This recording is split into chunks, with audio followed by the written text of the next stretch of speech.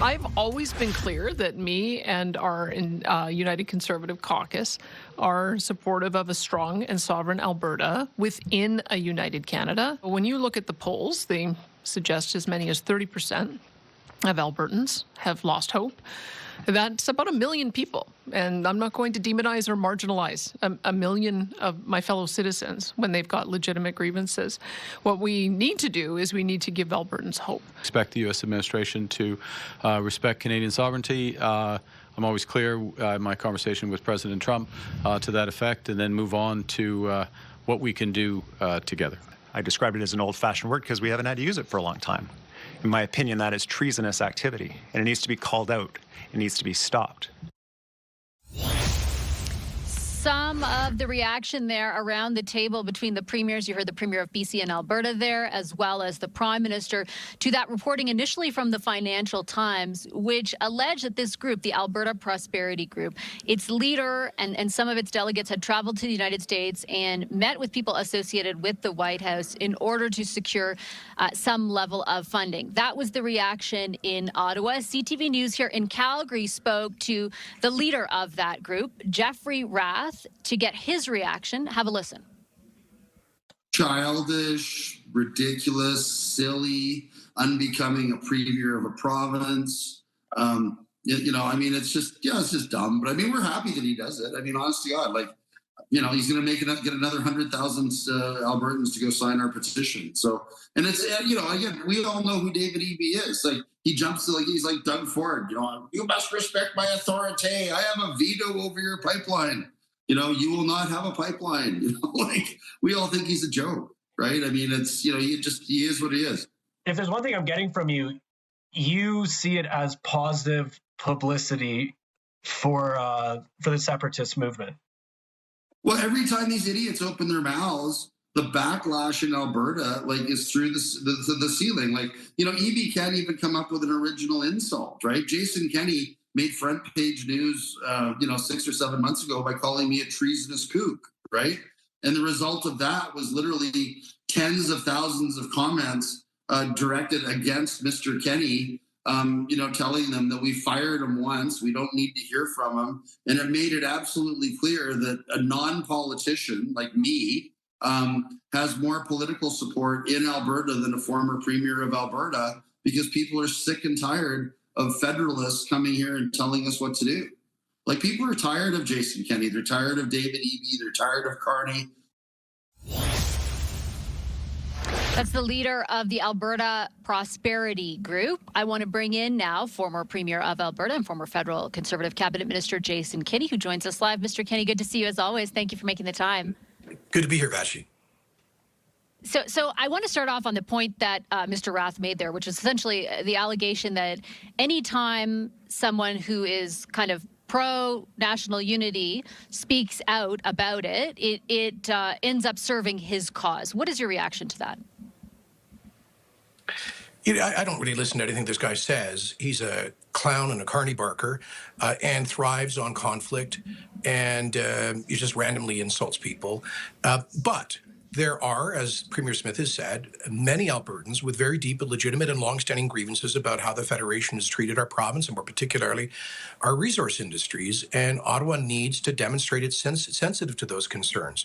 So I think what Albertans are looking for in this debate is not a trading mat, kind of an insult competition, but rather real issues. And I think that the MOU signed by the Prime Minister is a significant step forward. And he just said this week he's committed to a West Coast pipeline, and Premier Eby said he admitted what I think is the obvious, which is that he can do nothing to stop it.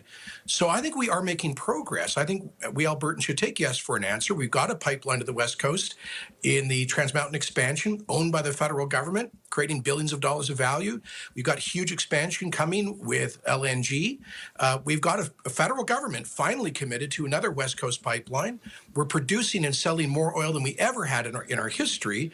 And the idea that turning into a landlocked statelet with no argument, no legal power to build coastal pipelines or expand our infrastructure, our export infrastructure, would be, I think, economically suicidal. So I think the Separatists, what they want to do is play on anger as opposed to actually deal with those very real facts. I wanted to ask you, because there is like large public opinion polling firms, for example, who are trying to assess how significant the sentiment is, and particularly not just the sentiment of feeling sort of overlooked, as you describe it, but feeling as though the best course of action out of that would be to separate. And they keep indicating that it's a minority. The people involved in that movement think that it's a lot more, and certainly say that to a number of my colleagues based on the turnout that they're seeing at some of their events. Sure. As someone who, led the province for a number of years, a gut feeling as sizable the movement is? The movement itself, well, let's look. Alberta separatism really started as a movement about 50 years ago, around the time of Pierre Trudeau's National Energy Program. And there have been separatist parties on the ballot of almost every federal or provincial election in this province since then. So by my count, about 24 federal or provincial elections since 1980, during which they have won one seat for 6 months in a provincial by-election at the height of the NEP, which they promptly lost.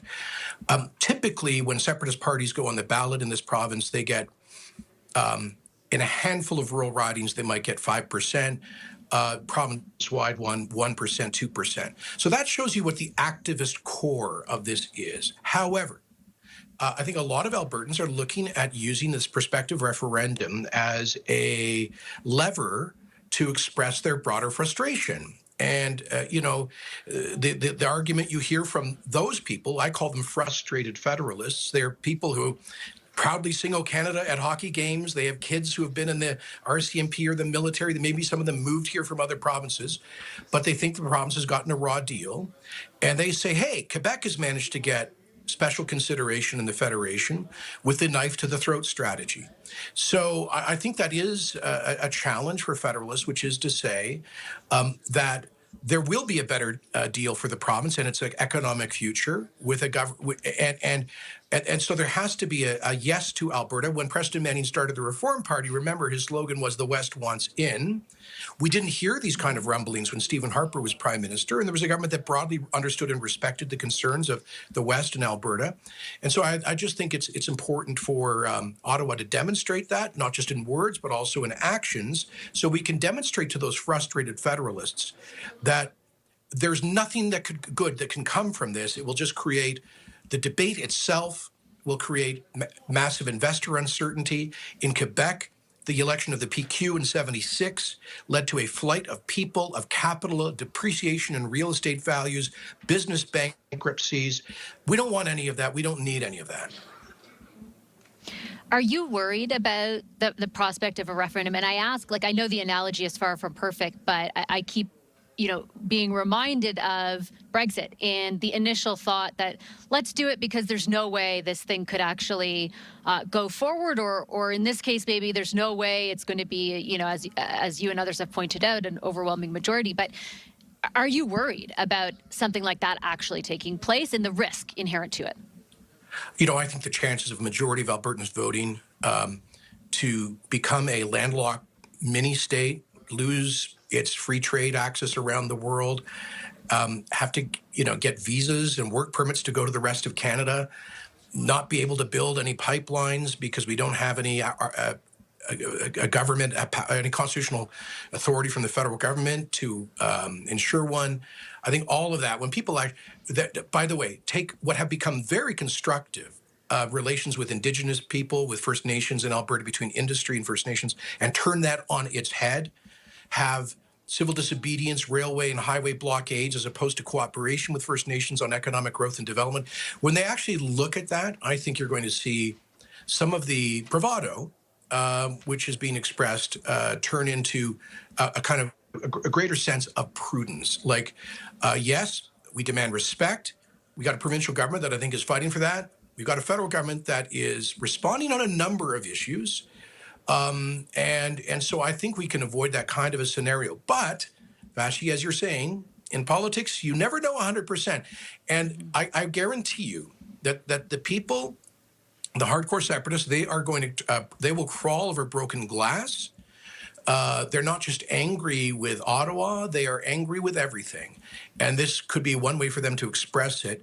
There could be a lot of, I will say, mainstream, particularly urban, suburban Albertans who don't bother showing up. And then you could have an intensity challenge. So it should not be taken for granted. Just very quickly, I have a few seconds left, but I did want to ask you about the possibility of the Trump connection. I know that the group is denying that it's exactly as it's being reported, but they are not denying that they've made trips and had conversations. What are your thoughts on that?